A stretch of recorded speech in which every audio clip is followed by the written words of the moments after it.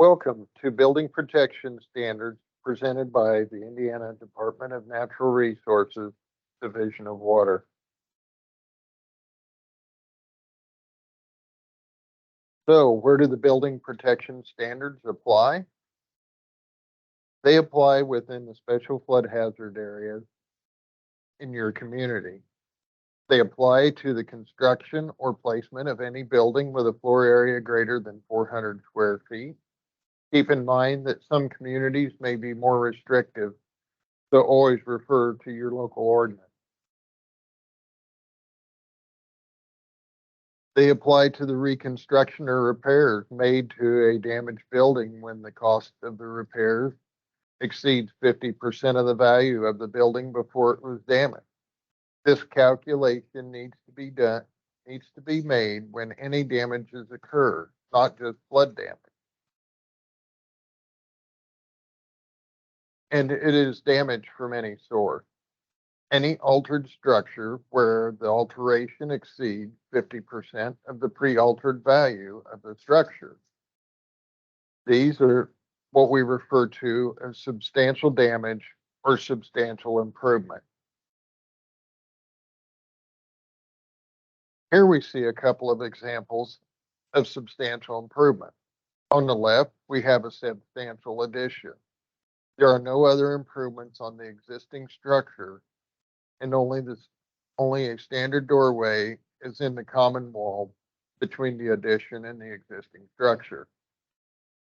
This allows the existing structure to remain at the existing grade and only the addition be elevated to meet the ordinance requirement.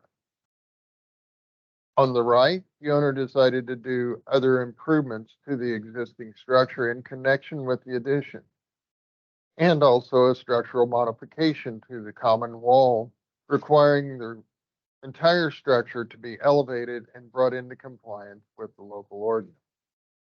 You'll notice the addition of the flood vents or openings and the extended foundation on the existing building.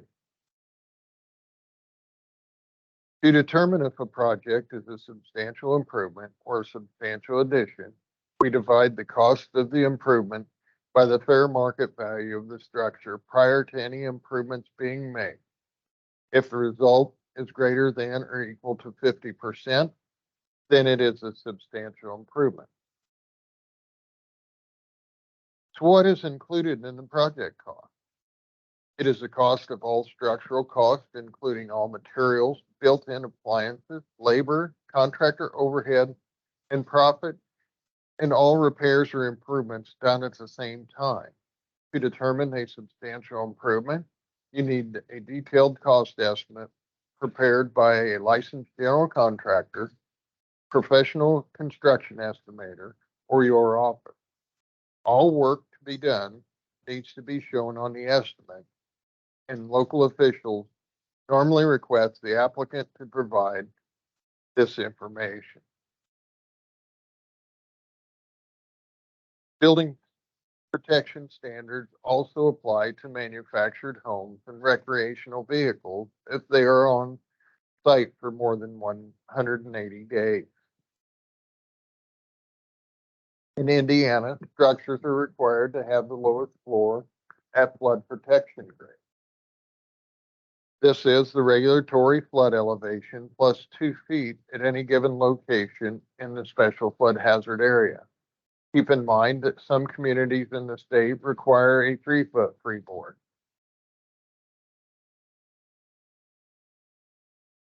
This requirement can be met by constructing on fill, elevating on posts, piers, columns, extended walls, or similar foundations, or dry flood proofing. Keep in mind that only non-residential structures can be dry flood proof.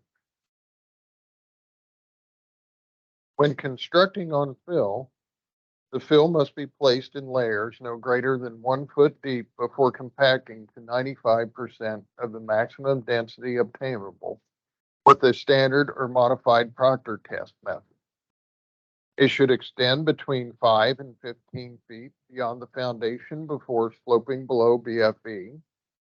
It shall be protected from scour or erosion.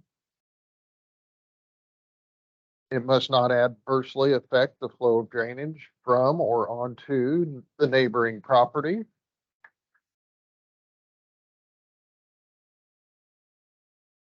And the lowest floor must be at or above the flood protection grade.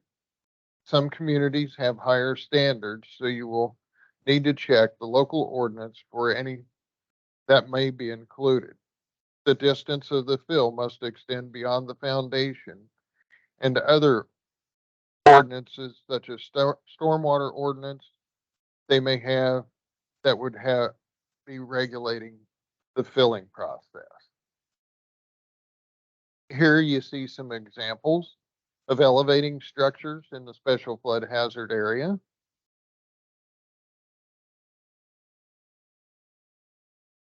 When elevating structures, the top of the lowest floor must be located at or above the flood protection grade. All areas below the flood protection grade must be constructed of flood-resistant materials. Any enclosed area below the flood protection grade shall have openings that equalize hydrostatic pressure by allowing the automatic entry and exit of floodwater. Designs for complying with this requirement must either be certified by a professional engineer or architect, or have a minimum of 2 openings in a minimum of 2 exterior walls, and have a total net square area of 1 inch for every square foot of enclosed area, and the bottom of all openings shall be no higher than 1 foot above the interior or exterior grade, whichever is higher. Any enclosure shall only be used for building access, parking, or limited storage. Finally, any utility system in the enclosure must be at or above the flood protection grade. Examples of flood openings shown here that must permit the automatic entry and exit of floodwater. You can also refer to Technical Bulletin 1 for further guidance.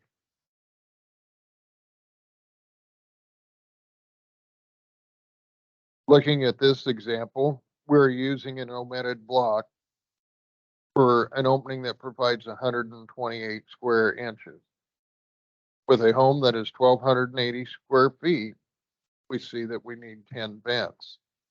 Similarly, with a home that is 2,000 square feet, we need 15.62 or 16 vents. You always round up to meet the 1-to-1 requirement. If we come up with 15.1, we would still round up to 16 or the next higher whole number. This photo shows a standard air vent that was used several years ago in typical building construction. In this case, the surveyor provided 128 square inches of opening, and only 45 square inches is actually cast in the vent here. And it is not disabled in the open position, a requirement when using vents like this one. Another example of omitting a block, which can be covered with insect screen made to break away from the opening if it were to get clogged with debris.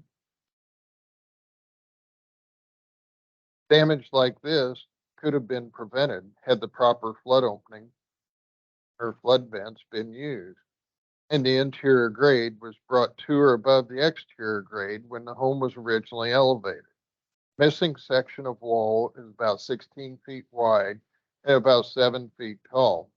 It had approximately 6 feet of water pressure on the exterior side, judging from the watermark that you can see in the photo under the stair. The blocks from the wall just missed taking out the columns supporting the center support beam of the home, which may have been catastrophic. In this case, only 1 or 2 of the vents for the enclosure were in the open position. Engineered vents shown here are another option that generally allow for a coverage area of 200 plus square feet per vent, much more than omitting a block or disabling a standard air vent. The updated in 2020, Technical Bulletin 1 provides guidance on flood openings, installation, and much more. All electrical, heating, ventilating, plumbing, and air conditioning equipment and other service facilities must be to or above the flood protection grade as shown here. Here are a couple of examples of elevated utilities. Floodproofing, referring to dry floodproofing, is only allowed for non-residential buildings. A registered design professional must certify that the building has been designed and constructed watertight and the structure will resist any flood loads introduced during a flood event. Some communities require that the dry floodproofing provisions operate without human intervention or an outside source of electricity. Regardless of the methods used to achieve compliance to the building protection standards, certified elevations must be obtained to verify compliance and maintained in the permit files.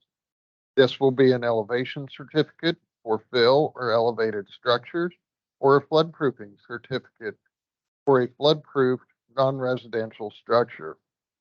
With fill, you will also need a compaction test result showing the fill meets your local ordinance requirement. So each community is unique, but each needs to ensure that their permit process includes the basics. If you do not have a solid process in place, refer to the local floodplain administrator's guide on the Division of Water website. Sample documents are included, as well as links to current FEMA forms in the publication.